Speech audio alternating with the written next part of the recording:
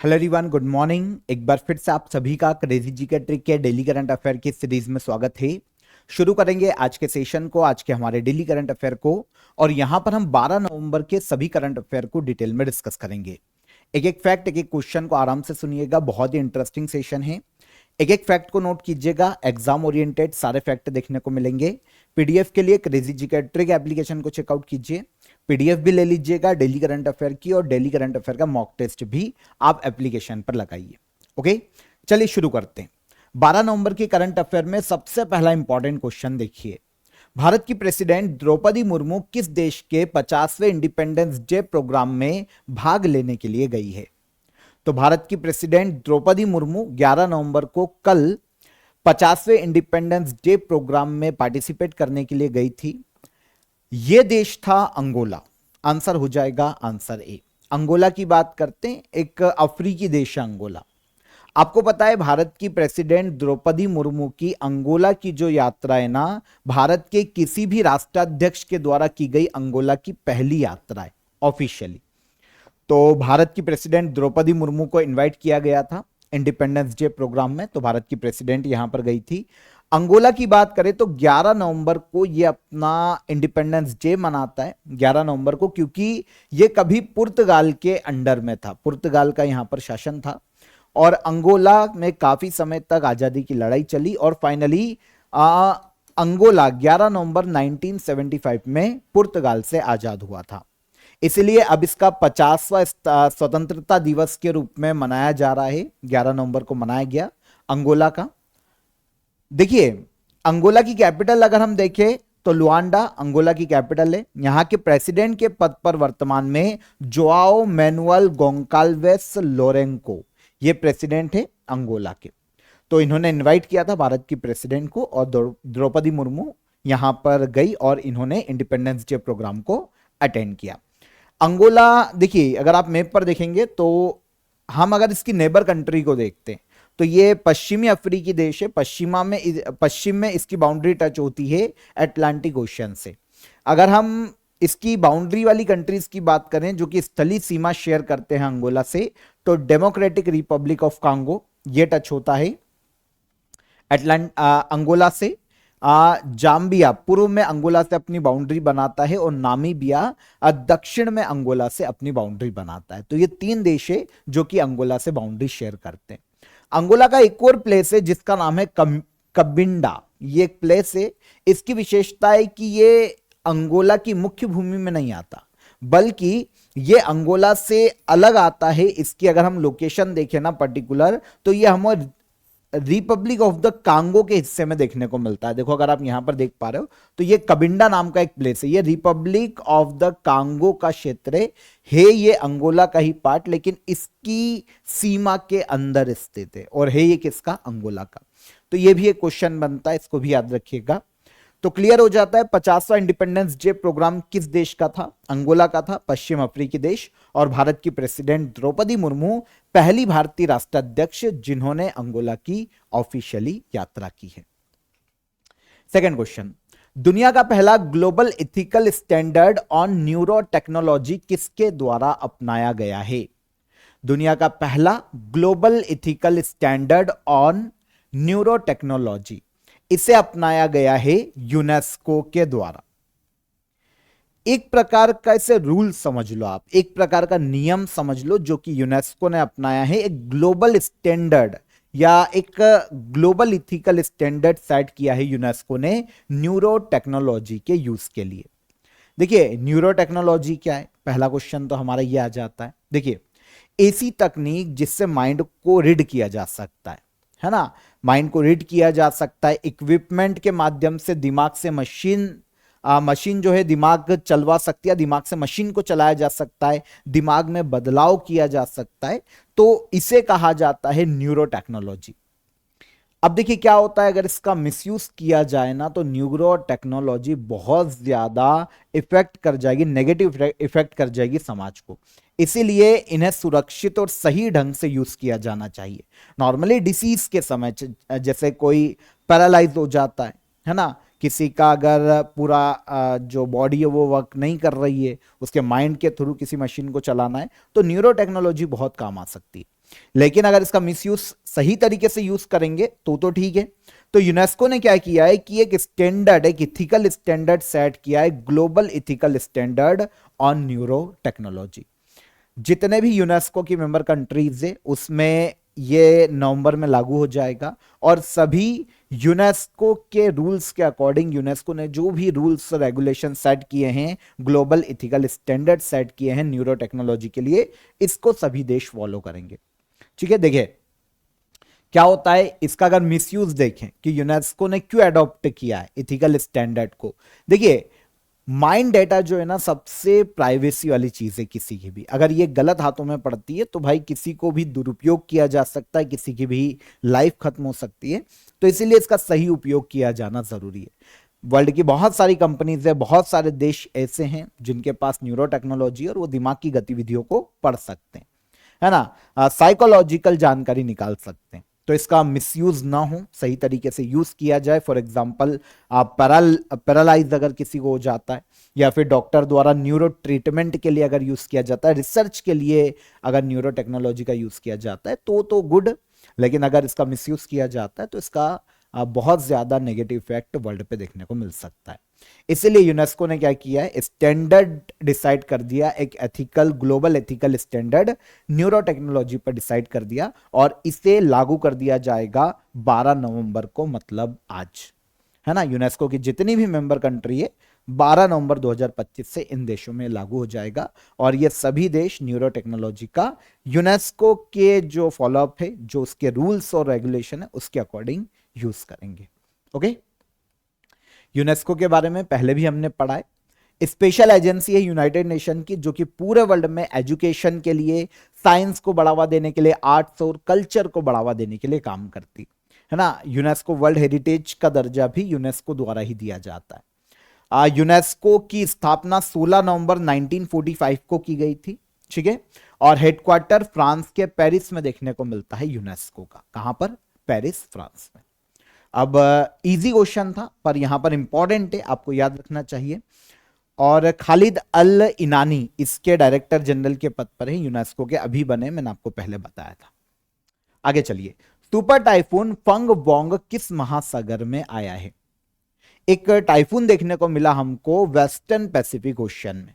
तो यहां पर ऑप्शन में हमारे पास पैसिफिक ओशियन है, तो वेस्टर्न पैसिफिक ओशियन में एक सुपर टाइफून देखने को मिला फंग वोंग नाम का super typhoon. Western Pacific Ocean में अभी इसने फिलीपींस को सबसे ज्यादा प्रभावित किया, है ना। वेस्टर्न पैसिफिक ओशियन में ये आगे बढ़ा और फिलीपींस के क्षेत्र को इसने काफी प्रभावित किया। फिलीपींस में एक आइलैंड है, फिलीपींस का लुजोन आइलैंड, इस पर काफी तबाही मचाई है टाइफून फुंग वोंग ने। फिलीपींस में इस साल आने वाला सबसे शक्तिशाली टाइफून है फुंग वोंग। फिलीपींस में वहां पर एक स्थानीय लोग हैं, उनके द्वारा इसे टाइफून यू वॉन नाम दिया गया है, लेकिन इंटरनेशनली इसका नाम है टाइफून फुंग वोंग। इसकी अगर हम स्पीड देखें तो 185 किलोमीटर पर आवर अप्रोक्स इसकी स्पीड थी। फिलीपींस में 132 गांव, इसके कारण जो लैंडफॉल हुआ, जो बारिश हुई, उसके कारण 132 गांव जलमग्न हुए थे, और 4 से 6 लोगों की यहां पर डेथ भी हुई है। तो typhoon Fung Wong western Pacific Ocean में देखने को मिला, इस जगह पर ही आया था, और फिलीपींस के रीजन को इसने प्रभावित किया। फिलीपींस की कैपिटल है मनीला। आपको पता है कुछ सेशंस पहले हमने फिलीपींस के एक और टाइफून के बारे में बात की थी, कल मैगी, है ना। ये भी हमको वेस्टर्न पैसिफिक ओशियन में देखने को मिला था कुछ दिन पहले ही, अक्टूबर के एंड में वेस्टर्न पैसिफिक ओशियन में आया था कल मैगी। तो इसने भी फिलीपींस को ही प्रभावित किया था। फिलीपींस में काफी ज्यादा लैंडफॉल हुआ था और 66 लोगों की मृत्यु हुई थी टाइफून कलमेगी के कारण। तो यह भी वेस्टर्न पैसिफिक ओशियन में प्रभावित होने वाला देश फिलीपींस ही। और इसके अलावा जो बे ऑफ बंगाल में रिसेंटली आया और एक अरेबियन सी में जो आया उसकी बात करें तो बे ऑफ बंगाल में साइक्लोन मोथा देखने को मिला था, है ना। बे ऑफ बंगाल में इसने जब ये आया तो जो हमारा पूर्वी घाट सेक्शन है, ओडिशा, आंध्र प्रदेश, तमिलनाडु, इस रीजन के तटीय क्षेत्र को प्रभावित किया था साइक्लोन मोथा ने बे ऑफ बंगाल में। फिर कैरेबियन सी में एक आया था जिसका नाम है हरिकेन मेलिसा। कैरेबियन सी में आज तक आने वाला, जमैका को प्रभावित करने वाला सबसे बड़ा तूफान था आज तक का 75 साल के इतिहास में। तो यह हरिकेन मेलिसा कहां देखने को मिला था? कैरेबियन सी में। Okay, cyclone Montha Bay of Bengal, typhoon Kalmaegi western Pacific Ocean, और टाइफून फुंगवोंग भी वेस्टर्न पैसिफिक ओशन में आया है। आगे चलिए, वेदेश्वरन राजा रमन जिनका 92 वर्ष की आयु में निधन हो गया, किस क्षेत्र से संबंधित थे? वैद्येश्वरन राजा रमन, ये 92 वर्ष की आयु में लंबी बीमारी के बाद इनका निधन हुआ है। कंप्यूटर साइंस के लिए जाने जाते हैं, कंप्यूटर साइंस के अग्रदूत कहे जाते हैं, कंप्यूटर विज्ञान के अग्रदूत कहे जाते हैं वैद्येश्वरन राजा रमन। 92 वर्ष की आयु में इनका निधन हो गया। तमिलनाडु इनके जन्मभूमि है, तमिलनाडु के रहने वाले थे और इनका भी 92 वर्ष की आयु में निधन हुआ है बेंगलुरु में। भारत में कंप्यूटर विज्ञान शिक्षा के अग्रदूत। 1987 में भारत के पीएम की विज्ञान सलाहकार परिषद द्वारा एक कमेटी का गठन किया गया था कंप्यूटर साइंस पर, उसकी अध्यक्षता भी की। ये इतना इंपॉर्टेंट फैक्ट नहीं है, लेकिन कंप्यूटर विज्ञान एजुकेशन के अग्रदूत है, ये एक इंपॉर्टेंट फैक्ट हो जाता है। और इनको अवार्ड दिए जा चुके हैं, शांति स्वरूप भटनागर अवार्ड 1976 युवा साइंटिस्ट को दिया जाने वाला अवार्ड है, तो ये दिया गया था इनको 1976 में, और पद्म भूषण इंडियन गवर्नमेंट के द्वारा इनको 1998 में दिया जा चुका है। कौन है ये? वैदेश्वरन राजा रमन।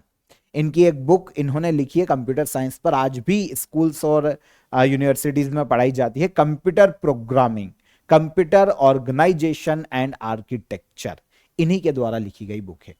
इन्हें पद्म भूषण दिया गया था 1998 में। तमिलनाडु से आते हैं वैदेश्वरन राजा रमन, 92 वर्ष की आयु में इनका निधन हो गया, कंप्यूटर साइंस से संबंधित। आपको ऑफर ऑफ द डे बता देता हूं, आप सभी एआई कोर्स को ज्वाइन कर सकते हैं। जैसा कि मैं आपको पहले भी काफी बार बता चुका हूं, इन फ्यूचर आपको हर सेक्टर में एआई की नीड लगने वाली है, तो एआई के बारे में हमें पता होना चाहिए, कैसे इसको कंट्रोल किया जाए, एआई को कैसे यूज किया जाए, किन किन सेक्टर में हमको बेनिफिट कर सकता है, इसकी सारी इंफॉर्मेशन आपको इस कोर्स में मिल जाएगी। आप इसे ज्वाइन कर सकते हैं, डिस्क्रिप्शन में मैंने आपको इसकी लिंक दे दी है, वहां पर लिंक पर क्लिक करके आप इसे डायरेक्ट अवेल कर सकते हैं। कोई भी आपको क्वेरी है, कोई भी आपका क्वेश्चन है, तो हेल्पलाइन नंबर पर भी आप कॉल कर सकते हैं। तो आप स्किल विद एआई कोर्स को आप ज्वाइन कीजिए और आपके फ्यूचर को सिक्योर कीजिए। चलिए आगे बढ़ेंगे। रियल क्राफ्ट पोर्टल किसके द्वारा विकसित किया गया है? रियल क्राफ्ट पोर्टल, इसे विकसित किया गया है डिपार्टमेंट ऑफ फिशरीज के द्वारा। Real craft portal department of fisheries के द्वारा इसे विकसित किया गया। अब इस पोर्टल के नाम से आपको समझ में आएगा, या जो डिपार्टमेंट है उसके नाम से आपको समझ में आ जाएगा कि जो फिशरमैन है, जो मछुआरे हैं, है ना, उनके लिए, मत्स्य पालक जो हैं उनके लिए ये एक पोर्टल के रूप में, एक एप्लीकेशन के रूप में लाया गया है। अगर फुल फॉर्म देखें ना, तो registration and licensing of fishing craft, ये शॉर्ट में है रियल क्राफ्ट पोर्टल। देखिए किया क्या जाएगा, जितने भी मछुआरे होते हैं ना, जो मछुआरों के परिवार होते हैं, जो कोस्टल एरिया पे नॉर्मली रहते हैं, जैसे अगर हम पूर्वी घाट पर जाते हैं तो उड़ीसा में हमको, आंध्र प्रदेश, तमिलनाडु पश्चिमी घाट में जाएंगे तो मुंबई जैसे तटों पर, गोवा, आंध्र प्रदेश, गोवा, केरल, कर्नाटका के तटों पर, तो क्या होता है, इनका रजिस्ट्रेशन अनिवार्य होता है। जो भी समुद्र में जा रहे हैं मछली पकड़ने के लिए, क्योंकि उनकी जीविका का वो साधन है, तो ये जो फिशरमैन होते हैं, इन सभी को, मछली पकड़ने वाले जितने भी जहाज है, नौका है, एक्चुअल में क्या होता है, मछली पकड़ते पकड़ते कभी कभी ये बाउंड्री के बाहर चले आते, कभी पाकिस्तान की रेंज में चले आते, उनकी जो मरीन बाउंड्री है उसमें चले जाते हैं, क्योंकि समुद्र में तो पता नहीं चलता ना बाउंड्री का। तो उन्होंने पकड़ लिया, इधर श्रीलंका ने मछुआरों को पकड़ लिया, या फिर ये इंटरनेशनली कहीं बाहर निकल गए हमारी बाउंड्री से। तो इस तरीके से इनका अगर हमारे पास डेटा होगा तो ही हम इनको ढूंढ पाएंगे, और ऑफिशियली रजिस्टर्ड होंगे तो इनके लिए काम कर पाएगी गवर्नमेंट। इसलिए एक ऑनलाइन प्लेटफॉर्म है रियल क्राफ्ट पोर्टल, जिसे डिपार्टमेंट ऑफ फिशरीज के द्वारा विकसित किया गया है, जो कि भारत में ministry of fisheries, animal husbandry and dairying के अंतर्गत डिपार्टमेंट काम करता है। मछली पकड़ने वाले जितने भी जहाज है, नौका है, उनका रजिस्ट्रेशन और लाइसेंसिंग के लिए apply direct real craft portal पर किया जा सकता है। इससे होगा ये कि जो फिशरमैन है, जो मत्स्य पालक है, उनको ना तो दफ्तर दफ्तर घूमना पड़ेगा, है ना, सरकारी संस्थाओं में बार बार घूमना, लाइसेंस लेना, रजिस्ट्रेशन कराना, बहुत समय लगता है इन कामों में, और ट्रांसपेरेंसी भी नहीं लेती रहती अगर डॉक्यूमेंटेशन हार्ड कॉपी में हो रहा है तो। इसीलिए डायरेक्ट ऑनलाइन पोर्टल पर ये लोग अप्लाई कर सकते हैं इनके रजिस्ट्रेशन के लिए, लाइसेंस के लिए, और ट्रांसपेरेंसी रहेगी, इनका भी समय बचेगा, गवर्नमेंट का भी समय बचेगा, और इनके हितों के लिए जो फिशरमैन है, उनकी फैमिली, उनके हितों के लिए भी काम किया जा सकेगा। तो इसलिए डिपार्टमेंट ऑफ फिशरीज ने रियल क्राफ्ट पोर्टल को लॉन्च किया है। आपको पता है ये ministry of fisheries, animal husbandry और डेयरिंग के अंतर्गत कार्य करता है, डिपार्टमेंट ऑफ फिशरीज। इस मिनिस्ट्री के मिनिस्टर हैं राजीव रंजन सिंह, जिन्हें ललन सिंह के नाम से भी जाना जाता है, राजीव रंजन सिंह। ठीक है, तो ऑब्जेक्टिव आपको समझ में आ गया कि ऑब्जेक्टिव क्या है पोर्टल को लॉन्च किए जाने का। मित्र शक्ति 2025 ज्वाइंट मिलिट्री एक्सरसाइज भारत और किस देश के बीच में आयोजित की जा रही है? मित्र शक्ति ज्वाइंट मिलिट्री एक्सरसाइज का आयोजन इंडिया और श्रीलंका के मध्य में किया जाता है। किसके मध्य में? इंडिया और श्रीलंका के मध्य में यह आयोजित की जाती है। 2025 में इसका 11वां एडिशन आयोजित किया जा रहा है इंडिया और श्रीलंका के बीच में, मित्र शक्ति। 11th एडिशन है कर्नाटक के बेलगावी नाम के प्लेस पर। यह 10 नवंबर को शुरू हुआ था और 23 नवंबर तक आयोजित किया जाएगा। दोनों देशों की आर्मी के बीच में कोऑर्डिनेशन बनाए रखना, म्यूचुअल अंडरस्टैंडिंग बनाए रखना, मिलिट्री कोऑपरेशन को बढ़ावा देना मित्र शक्ति मिलिट्री एक्सरसाइज को आयोजित किए जाने का मुख्य उद्देश्य है। 2012 में इसे शुरू किया गया था इंडिया और श्रीलंका के मध्य में। पहली बार यह श्रीलंका में आयोजित की गई और फिर इसे हर साल आयोजित किया जाने लगा। इसका 10वां एडिशन लास्ट ईयर 2024 में मादुरु ओया, ये श्रीलंका का ही प्लेस है, यहां पर आयोजित किया गया था। और इस साल अब ये 11वां एडिशन आयोजित किया जा रहा है कर्नाटक के बेलगावी में। इंडिया और श्रीलंका के मध्य में मित्र शक्ति जॉइंट मिलिट्री एक्सरसाइज से हर साल आयोजित की जाती है। इस बार आयोजन कहां पर? कर्नाटक के बेलगावी, 11वां edition. India International Science Festival 2025 कहां आयोजित किया जाएगा? इंडिया इंटरनेशनल साइंस फेस्टिवल 2025, इसका आयोजन किया जाएगा इस साल चंडीगढ़ में। ठीक है, तो चंडीगढ़ में नेक्स्ट मंथ इसका आयोजन किया जाने वाला है। 4 दिवसीय प्रोग्राम है, 6 दिसंबर को शुरू होगा और 9 दिसंबर तक इसका आयोजन किया जाएगा। इंडिया में मिनिस्ट्री ऑफ अर्थ साइंस और ministry of science and technology, ये दोनों मिलकर इंडिया इंटरनेशनल साइंस फेस्टिवल का आयोजन करवा रहे। नेशनल और इंटरनेशनल लेवल पर साइंटिस्ट जितने भी हैं, वो जितने भी रिसर्चर्स हैं, वो यहाँ पर पार्टिसिपेट करेंगे। विज्ञान को सोसाइटी से जोड़कर साइंस को बढ़ावा देना है ना, जो साइंस की विचारधारा है उसको बढ़ावा देना, और साइंस एंड टेक्नोलॉजी को जन जन तक पहुंचाना, ये इस फेस्टिवल को या कॉन्फ्रेंस को आयोजित किए जाने का मुख्य उद्देश्य है। तो इंडिया इंटरनेशनल साइंस फेस्टिवल 2025 में नेक्स्ट मंथ दिसंबर में आयोजित किया जाएगा चंडीगढ़ में। सबसे पहली बार ये 2015 में शुरू किया गया था, तब ये नई दिल्ली में आयोजित 2015 में शुरू किया गया था, तब इसे नई दिल्ली में आयोजित किया गया था। और 2015 में नई दिल्ली में हो गया पहला। 2024 में 10वां एडिशन आयोजित किया गया था इसका गुवाहाटी, IIT गुवाहाटी में, असम में। तो असम में जो लास्ट ईयर आयोजित किया गया 10वां एडिशन 2024 में, पहला एडिशन 2015 में नई दिल्ली में, और अब 2025 में कहां आयोजित किया जा रहा है? चंडीगढ़ में। आपको पता है अभी वर्ल्ड साइंस डे भी मनाया गया है 10 नवंबर को, जिसकी थीम थी trust, transformation and tomorrow, world science day. आगे आ जाएं। मॉन्ट्रियल प्रोटोकॉल के पक्षकारों की 37th बैठक मॉप 37 कहां आयोजित की गई है? Montreal protocol MOP 37। ठीक है, तो मॉन्ट्रियल प्रोटोकॉल क्या है? ओजोन परत संरक्षण पर 1987 में एक सम्मेलन हुआ था कनाडा के मॉन्ट्रियल में। इसे ही कहा जाता है, यहां पर ओजोन परत संरक्षण से संबंधित था। यहां पर जिस ट्रीटी को अपनाया गया वो मॉन्ट्रियल प्रोटोकॉल के नाम से जाना जाता है ना, मॉन्ट्रियल कन्वेंशन। तो ओजोन परत संरक्षण से संबंधित था मॉन्ट्रियल प्रोटोकॉल 1987 का। अब समय समय पर इसके जो पक्षकार हैं, जो मेंबर्स हैं, जो पार्टीज है मॉन्ट्रियल प्रोटोकॉल की, उनके मध्य में हर साल नॉर्मली बैठक आयोजित की जाती है ताकि ये देखा जा सके कि हम ओजोन परत संरक्षण के लिए कितना अच्छा काम कर पा रहे हैं या फिर कर पाए हैं।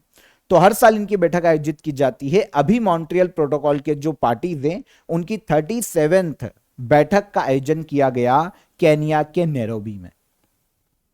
देखिए ये जो आयोजन है ना, ये यूनाइटेड नेशन इन्वायरमेंट प्रोग्राम करवाता है, उसका हेडक्वार्टर केनिया के नैरोबी में, इसीलिए मॉन्ट्रियल प्रोटोकॉल का आयोजन भी केनिया के नैरोबी में ही किया जा रहा है। डन। तो 37th बैठक है मॉप 37 केनिया के नैरोबी में इसका आयोजन किया गया। यूनाइटेड नेशन इन्वायरमेंट प्रोग्राम ने इसका आयोजन किया है। तो मॉन्ट्रियल प्रोटोकॉल नॉर्मली समझ में आ गया हमको ये क्या है, ठीक है। यूनाइटेड नेशन इन्वायरमेंट प्रोग्राम ये संस्था 1972 में बनी थी स्टॉकहोम सम्मेलन में। स्टॉकहोम में सम्मेलन हुआ था 1972 में, और यहां पर यूनाइटेड नेशन इन्वायरमेंट प्रोग्राम पर्यावरण संरक्षण से संबंधित पहला सबसे बड़ा सम्मेलन स्टॉकहोम सम्मेलन था 1972 में, और यहीं पर यूनाइटेड नेशन इन्वायरमेंट प्रोग्राम अस्तित्व में आया था। यूनाइटेड नेशन की एक ऐसी एजेंसी है जो कि पर्यावरण संरक्षण के लिए काम करती है। 1972 में स्थापना, और इसका हेडक्वार्टर कहां है? केनिया के नैरोबी में। सही है। और जो मॉन्ट्रियल प्रोटोकॉल है वो 16 सितंबर 1987 में अपनाया गया था, 1987 में कनाडा के मॉन्ट्रियल में, और लागू किया गया था 1989 में। डन। राष्ट्रीय शिक्षा दिवस कब मनाया जाता है? हर साल नेशनल एजुकेशन डे मनाया जाता है 11 नवंबर को। किसकी याद में? मौलाना अबुल कलाम आजाद की जयंती है। कौन है ये? भारत के पहले एजुकेशन मिनिस्टर, स्वतंत्रता संग्राम सेनानी मौलाना अबुल कलाम आजाद। इनकी जयंती पर नेशनल एजुकेशन डे मनाया जाता है। भारत में ministry of human resource development के द्वारा 2008 में शुरू किया गया था नेशनल एजुकेशन डे को। शिक्षा के महत्व को बढ़ावा देना, एजुकेशन के महत्व के लिए लोगों को प्रेरित करना, लोगों को प्रोत्साहित करना शिक्षा के प्रति, यह मुख्य उद्देश्य है नेशनल एजुकेशन डे को मनाए जाने का। Ministry of human resource development इसने 2008 में इस डे की शुरुआत की थी मौलाना अबुल कलाम आजाद की जयंती के रूप में। ठीक है, मौलाना अबुल कलाम आजाद की भी बात कर ले हम। देखिए, स्वतंत्रता संग्राम सेनानी थे। अल हिलाल और अल बलाग नाम के समाचार उर्दू के अखबार इन्होंने शुरू किए थे, जो कि स्वतंत्रता के लिए काम करते थे, दोनों समाचार पत्र। 1923 में 35 साल की उम्र में इंडियन नेशनल कांग्रेस के सबसे युवा अध्यक्ष बने थे मौलाना अबुल कलाम आजाद। ठीक है, आगे चलकर 1947 से 1958 तक भारत के पहले एजुकेशन मिनिस्टर। मरणोपरांत इनको भारत रत्न दिया गया था 1992 में, 1992 में मौलाना अबुल कलाम आजाद को। तो इन्हीं के जन्म जयंती के रूप में, जन्म तिथि के रूप में मनाया जाता है नेशनल एजुकेशन डे। कब? 11 नवंबर को। देखिए, अगर हम इंटरनेशनल डे ऑफ एजुकेशन की बात करें, इंटरनेशनल एजुकेशन डे की बात करें, तो ये 24 जनवरी को मनाया जाता है। दोनों में अंतर, 24 जनवरी को मनाया गया था इंटरनेशनल एजुकेशन डे। इसकी थीम रखी गई थी AI and education preserving human agency in a world of automation. तो ये थीम थी इंटरनेशनल एजुकेशन डे की। नेशनल एजुकेशन डे की थीम अभी तक आई नहीं है, तो इसका डे आप याद कर लीजिए, 11 नवंबर को मनाया जाता है। लास्ट क्वेश्चन पर चलें। विधिक सेवा प्राधिकरण अधिनियम के 30 वर्ष पूरे हो चुके हैं, यह कब लागू किया गया था? The legal services authorities act, legal services authority act, विधिक सेवा प्राधिकरण अधिनियम, इसके 30 साल पूरे हुए हैं हाल ही में 2025 में। इसे भारत में लागू किया गया था 1995 में। यह भारतीय संविधान के आर्टिकल 39A की अवधारणा को प्रूफ करता है। आर्टिकल 39A के तहत इसे लागू किया गया था। देखिए, लीगल सर्विस अथॉरिटीज एक्ट अगर हम देखें तो आर्टिकल 39A को यह रिप्रेजेंट करता है। इसे लागू किया गया था 9 नवंबर 1995 में। हालांकि इसके लिए एक्ट 1987 में लाया गया था, इसे लागू किया गया था 9 नवंबर 1995 में। तो अभी इसके 30 साल पूरे हुए हैं लीगल सर्विसेज अथॉरिटीज एक्ट के लागू होने के बाद। 1995 में इसे लागू किया गया था, 1987 का एक्ट है, इसे लागू 1995 में किया गया था, और इसके लागू होने के दिन को 9 नवंबर 1995 से जो लागू होने का दिन है ना 9 नवंबर, इस दिन नेशनल लीगल सर्विसेज डे के रूप में मनाया जाता है।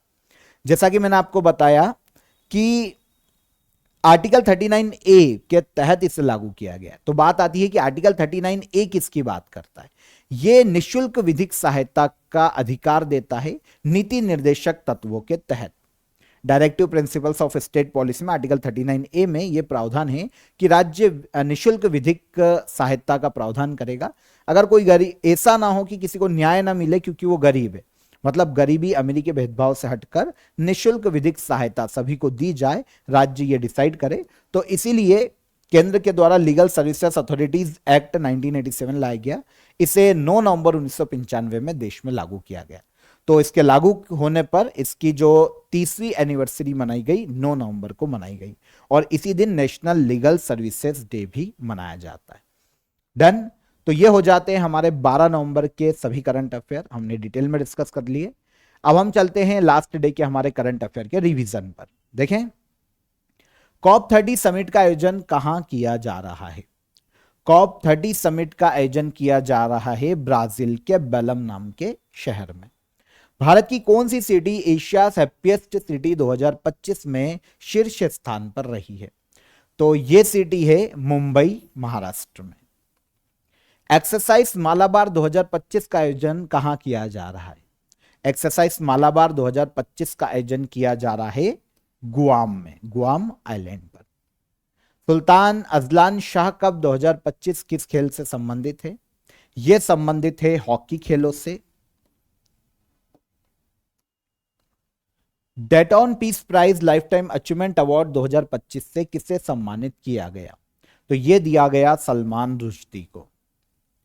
वर्ल्ड इम्यूनाइजेशन डे हर साल कब मनाया जाता है? यह मनाया जाता है हर साल 10 नवंबर को। स्मार्ट एग्जाम ऐप किस राज्य में लॉन्च किया गया? इसे लॉन्च किया गया असम राज्य में। A Sixth of Humanity Independent India's Development Odyssey पुस्तक किसके द्वारा लिखी गई है? इस बुक को लिखा गया है देवेश कपूर और अरविंद सुब्रमण्यम के द्वारा। एनक्लेट के चेयरमैन का कार्यकाल जुलाई 2026 तक बढ़ाया गया है। एनक्लेट के चेयरमैन के पद पर वर्तमान में कौन है? तो यह है जस्टिस अशोक भूषण। दया प्रकाश सिन्हा का हाल ही में निधन हो गया, ये किस क्षेत्र से संबंधित है? यह संबंधित है लिटरेचर और थिएटर से। ठीक है, तो ये सारे करंट अफेयर कल के सेशन के हमारे रिवाइज हो जाते हैं। रिवाइज कर लिए हमने। अब क्वेश्चन ऑफ द डे का आंसर ले लें। पृथ्वी का सबसे बड़ा स्तनधारी जीव कौन सा है? तो यह है व्हेल। कौन से सेक्टर में रेड कॉलर जॉब शामिल होती है? तो यह शामिल होती है प्राइमरी सेक्टर में, प्राथमिक क्षेत्र में। महान न्यायवादी की नियुक्ति कौन करता है? तो इंडियन कॉन्स्टिट्यूशन के आर्टिकल 76 के तहत महान न्यायवादी की नियुक्ति भारत के प्रेसिडेंट के द्वारा की जाती है। यह हमारे क्वेश्चन के आंसर। अब आज के क्वेश्चन ऑफ द डे। अगर बैंक दर बढ़ती है तो मुद्रा आपूर्ति पर क्या प्रभाव पड़ता है? पहला क्वेश्चन था। सेकंड, रक्त में एंटीबॉडी और एंटीजन के अध्ययन को क्या कहते हैं? और सबसे पहले कोशिका की खोज किसने की थी? तीनों क्वेश्चन इंपॉर्टेंट है, कमेंट में आंसर कीजिएगा। सेशन पसंद आए तो लाइक और शेयर कर दीजिएगा और चैनल पर पहली बार आए हैं तो चैनल को सब्सक्राइब कर लीजिए। कल फिर मुलाकात करेंगे नेक्स्ट डे के करंट अफेयर में। तब तक अपना ख्याल रखिएगा। जय हिंद, जय भारत।